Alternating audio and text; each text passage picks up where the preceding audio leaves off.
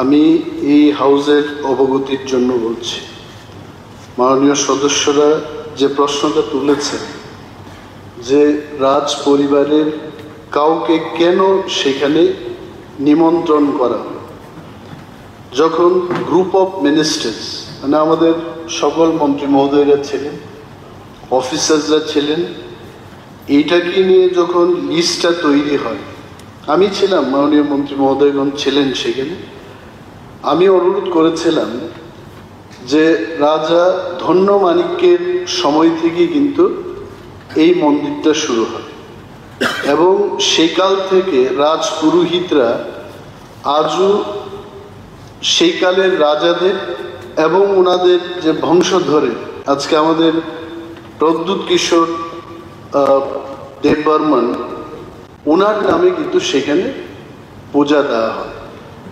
তো আমি অনুরোধ করেছিলাম যে রাজ পরিবারের অন্তত একজনকে সেখানে আমন্ত্রণ করা হোক, যেহেতু সমাজপতিদের নিমন্ত্রণ করা হচ্ছে বা পদ্মশ্রী চিত্তরঞ্জন দেববর্মাকে সেখানে আমন্ত্রণ করা হচ্ছে, তখন এগুলো আলোচনা হয়েছে এবং সব দিক থেকে বিচার বিশ্লেষণ করে পিএমও থেকে, আমি যতটুকু জানি পিএমও থেকে বলা হলো যে যত সংক্ষিপ্ত আকারে এই প্রোগ্রামটা করা যায় এটা করার জন্য আমাকেই বা বোঝানো এবং রাজমাতার নাম আমি বিশেষ করে বারবার অনুরোধ করেছি সেদিন যে উনাকে রাজ পরিবারের থেকে আমন্ত্রণ জানানো।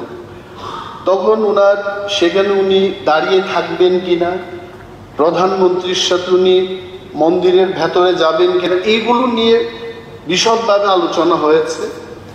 শেষে এটা সিদ্ধান্ত হয়েছে যে যেহেতু রাজ পরিবারের একজন সদস্য যিনি পূর্ব ত্রিপুরার সাংসদ, উনাকে সেখানে রাখা, তো শি অলসো উইল রিপ্রেজেন্ট দি রাজ পরিবারের সদস্য হিসেবে উনি রিপ্রেজেন্ট করবেন। তো আই ক্যান টেল যে এই যে সোশ্যাল মিডিয়াতে ভাইরাল হচ্ছে, আমাকে অনেকে কটাক্ষ করে আমাকেও লিখেছে যে সেখানে রাজ পরিবারের লোক নেই, আপনি গিয়ে দাঁড়িয়ে কি লাভ হলো।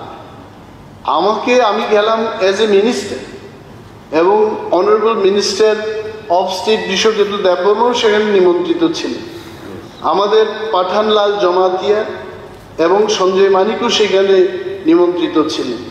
So it all happen because of protocol.